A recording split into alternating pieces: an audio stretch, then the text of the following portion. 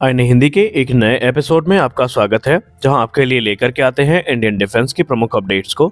और आज के इस वीडियो में हम बात करने वाले हैं भारतीय थल सेना के बारे में। एक तरफ जहां भारतीय थल सेना अपने बेड़े में टैंक्स को डिप्लॉय कर रही है, नए वेपन्स को इंजेक्ट कर रही है, इसके अलावा जो मिसाइल्स हैं ये उनके स्ट्राइक पैकेज का हिस्सा बन रहे हैं, तो वहीं भारतीय थल सेना की जो आर्मी एविएशन कॉर्प है ये भी बीते समय के साथ लगातार काफ़ी पावरफुल हुई है। और आज के इस वीडियो में हम बात करेंगे कि कैसे भारतीय थल सेना की जो आर्मी एविएशन कॉर्प है ये अपने आप को इतना ज़्यादा पावरफुल कर चुकी है कि कुछ वेपन्स तो ऐसे हैं जिसका जवाब हमारे एडवर्सरीज के पास भी नहीं है। और अपनी स्थापना के बाद से आज तक ये कितनी ताकतवर हुई है, कौन कौन से प्लेटफॉर्म इस समय सर्विस में हैं, कौन कौन से प्लेटफॉर्म आने वाले हैं, कौन कौन सी गनशिप्स हमें देखने को मिलने वाली हैं, ये सारी डिटेल्स मिलेंगी आपको आज के इस वीडियो में। तो चलिए शुरू करते हैं आज का अपना ये वीडियो। दोस्तों 1 नवंबर 2023 को आर्मी एविएशन कॉर्प ने अपना 38वां राइजिंग डे सेलिब्रेट किया था। इसकी स्थापना 1 नवंबर 1986 को हुई थी और ये इंडियन आर्मी की यंगेस्ट कॉर्प है और अपने फॉर्मेशन के बाद से लगातार ये अपनी ताकत को बढ़ा रही है, अपने कैपेबिलिटीज़ को इन्हेंस कर रही है। इस समय इंडियन आर्मी के पास 3 आर्मी एविएशन ब्रिगेड है जो कि मिसामारी, लेह और जोधपुर में स्थित है। अगर हम आर्मी एविएशन कॉर्प में इस्तेमाल होने वाले हेलीकॉप्टर्स की बात करें तो इसमें हमें बेसिकली चीता, चेतक और ALH रुद्र हेलीकॉप्टर देखने को मिलते हैं। वहीं इसके अलावा इसमें ALH ध्रुव हेलीकॉप्टर भी हमें देखने को मिल जाते हैं और आने वाले भविष्य में हमें AS-64 अपाचे और LCS प्रचंड जैसे जो हेलीकॉप्टर हैं ये भी आर्मी एविएशन कॉर्प का हिस्सा बनते दिखाई पड़ेंगे। बेसिकली आर्मी के द्वारा चेतक, चीता और चीतल हेलीकॉप्टर और ध्रुव हेलीकॉप्टर का इस्तेमाल जो लॉजिस्टिकल सपोर्ट है रिमोट और इनएक्सेसिबल एरियाज में वो प्रोवाइड करने के लिए किया जाता है। जैसे कि हाई एल्टीट्यूड एरियाज जो कि सियाचिन में स्थित हैं, वहाँ पर जरूरी साजो सामान और रसद पहुँचाने के लिए इन हेलीकॉप्टर्स का इस्तेमाल होता है। और इस समय अगर हम भारतीय सेना की बात करें तो इनके पास 190 चीता हेलीकॉप्टर्स हैं और इन 190 हेलीकॉप्टर्स में से तकरीबन 130 हेलीकॉप्टर जो है वो अपने लगभग जितनी भी सर्विस लाइफ है उसको पूरा कर चुके हैं, जो कि तकरीबन 30 से 50 सालों की होती है। और एक रिपोर्ट की बात माने तो इंडियन आर्मी आने वाले निकट भविष्य में 2027 तक जो पुराने हेलीकॉप्टर्स हैं जैसे कि चीता और चेतक हेलीकॉप्टर्स हैं इनको रिटायर करना शुरू कर देगी, क्योंकि ये अपनी टेक्निकल लाइफ को पूरी कर चुके होंगे। अब सबसे बड़ा सवाल ये है कि अगर ये हेलीकॉप्टर रिटायर कर दिए जाएंगे तो इनकी जगह कौन से हेलीकॉप्टर के द्वारा ली जाएगी। तो ये हेलीकॉप्टर बेसिकली HAL के लाइट यूटिलिटी हेलीकॉप्टर जिसको हम LUH के नाम से जानते हैं उसके द्वारा रिप्लेस किए जाएंगे। अगस्त 2022 में इंडियन मिलिट्री के द्वारा एक लेटर ऑफ इंटेंट साइन किया गया था जहां पर 12 की संख्या में जो LUH हेलीकॉप्टर है इनको HAL से खरीदने की बात की गई थी। इसमें से 6 हेलीकॉप्टर भारतीय थल सेना के लिए और क्रमशः 6 हेलीकॉप्टर भारतीय वायुसेना के लिए जाने थे। अब अगर हम 6 लिमिटेड सीरीज प्रोडक्शन हेलीकॉप्टर्स की बात करें तो आर्मी में इनकी जो डिलीवरी है वो दिसंबर 2024 से शुरू होगी और जून 2025 तक ये जो ऑर्डर है ये पूरे कर लिए जाएंगे। हालांकि इसके अलावा एक जो बड़ा कॉन्ट्रैक्ट है LUH का, इसको लेकर के ये माना जा रहा है कि 2024 जनवरी तक ये जो कॉन्ट्रैक्ट है ये साइन कर लिया जाएगा और इस कॉन्ट्रैक्ट के साइन होने के बाद हेलीकॉप्टर्स की जो डिलीवरी है ये वर्ष 2026 से शुरू हो जाएगी। HAL को इस चीज़ की उम्मीद है कि उन्हें इंडियन आर्मी और इंडियन एयरफोर्स से 187 लाइट जो हेलीकॉप्टर्स हैं, लाइट यूटिलिटी हेलीकॉप्टर्स हैं, इनका एक कंबाइंड ऑर्डर मिलेगा जिसमें से 126 हेलीकॉप्टर भारतीय थल सेना को जाएंगे और जो 61 हेलीकॉप्टर है ये भारतीय वायुसेना के लिए वहाँ पर भेजे जाएंगे।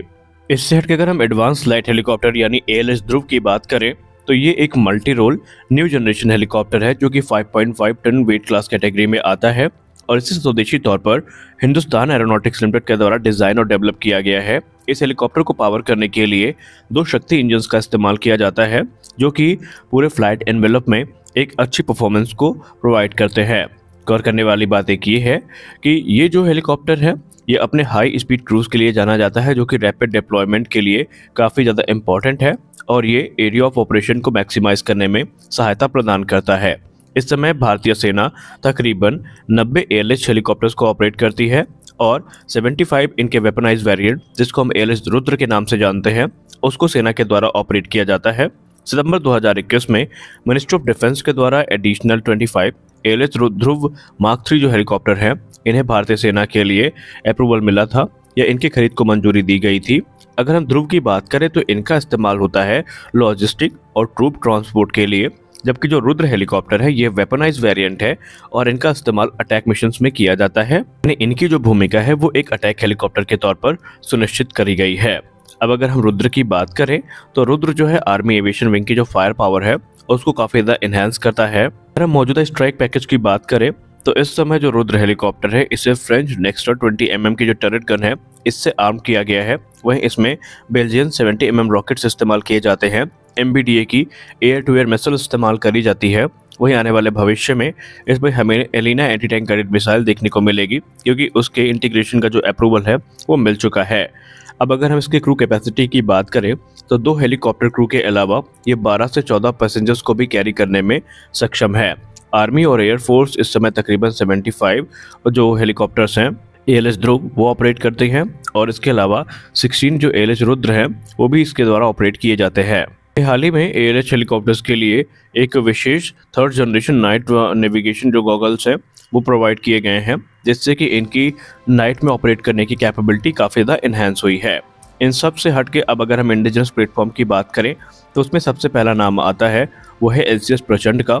जी हाँ, निसंदेह जो रुद्र हेलीकॉप्टर है हमारा वो एक एक्सीलेंट गनशिप है, लेकिन LCS प्रचंड जो है वो अपने एक्सीलेंट परफॉर्मेंस और हाई एल्टीट्यूड एरियाज में ऑपरेट करने के लिए जाना जाता है और निसंदेह इसके आने के बाद इंडियन आर्मी की जो फायर पावर है वो नेक्स्ट लेवल पे पहुंचेगी और कोई भी इस समय एडवर्सरी इंडिया का ऐसा नहीं है जो LCS प्रचंड की कैपेबिलिटी को पा सके। और अगर हम बात करें इनके एक्विजिशन की तो इस समय तकरीबन 156 की संख्या में LCS प्रचंड के एक्विजिशन का जो प्रपोजल है वो सामने रखा गया है और माना जा रहा है कि आज जो कि 30 नवंबर है, आज एक डिफेंस एक्विजिशन काउंसिल की मीटिंग आयोजित की जानी है। तो इसमें जो LCS प्रचंड है इसको लेकर के हमें कुछ अपडेट्स देखने को मिल सकती हैं। अब अगर हम इन 156 हेलीकॉप्टर्स की बात करें तो इसमें से जो 90 हेलीकॉप्टर्स हैं ये भारतीय थल सेना के लिए होंगे और 66 हेलीकॉप्टर भारतीय वायुसेना के लिए यहाँ पर दिए जाएंगे। हिंदुस्तान एरोनॉटिक्स लिमिटेड का ये दावा है कि वो 5 से 6 वर्षों में जो हेलीकॉप्टर्स है उसको डिलीवर कर देंगे, जहाँ पर तकरीबन 24 हेलीकॉप्टर प्रति वर्ष की दर से डिलीवर किए जाएंगे।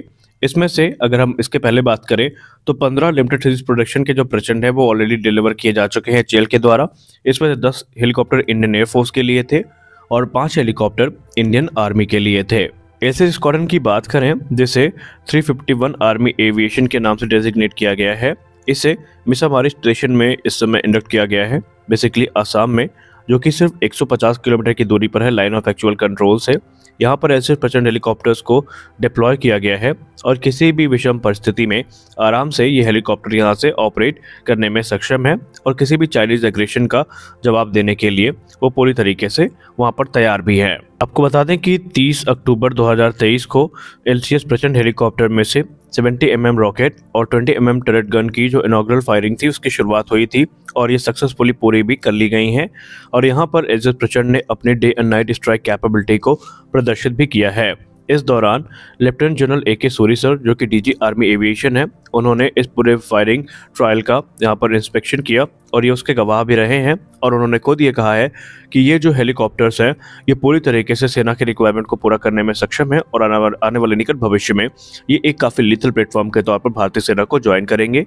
LCS प्रचंड का इस्तेमाल मुख्य तौर पर क्लोज एयर सपोर्ट के लिए किया जाएगा, destruction of enemy air defence यानी जो डेड मिशन है इनमें किया जाएगा। इसके अलावा जो high altitude bunker busting operations हैं उसको भी ये काफ़ी इजीली एग्जीक्यूट करने में सक्षम है और इसलिए इनका जो इस्तेमाल है वो सेना बड़े पैमाने पर करने वाली है। इन सब से अगर हम हटके अगले और सबसे पावरफुल प्लेटफॉर्म की बात करें तो वो होने वाला है अपाचे AS-64। जी हाँ, आप सबको पता है कि भारतीय सेना के लिए जो इस समय अपाचे हेलीकॉप्टर्स है ये अमेरिका में तैयार हो रहे हैं जो कि 2024 से डिलीवर किए जाने शुरू कर दिए जाएंगे और ये हेलीकॉप्टर ऐसे हेलीकॉप्टर है जो परिचय के मोहताज नहीं है। इन्हें फ्लाइंग टैंक का नाम भी दिया गया है, दर्जा दिया गया है। आर्मी एविएशन कॉर्प इस समय 6 की संख्या में अपाचे अटैक हेलीकॉप्टर्स को खरीद रही है, जिनकी डिलीवरी हमने जैसा बताया कि 2024 में शुरू होगी और अब ये माना जा रहा है कि ये जो अटैक हेलीकॉप्टर्स है ये इंडियन आर्मी की AS-64A गार्डियन गनशिप जो है बेसिकली ये 21 स्ट्राइक कॉर्प के द्वारा ऑपरेट करी जाएंगी और आने वाले भविष्य में हमें एडिशनल 11 अपाचे जो अटैक हेलीकॉप्टर्स हैं इनकी खरीद होती भी दिखाई पड़ेगी। तो आज के इस वीडियो में हमने बात करी भारतीय सेना की बढ़ती ताकत के बारे में, जहां पर हमने सारे प्लेटफॉर्म्स को डिस्कस किया। हम आशा करते हैं ये वीडियो आपको अच्छी लगी होगी। वीडियो अच्छी लगी तो वीडियो को लाइक करिए, नए चैनल को सब्सक्राइब करिए। मिलते हैं अगले वीडियो में, तब तक के लिए जय हिंद।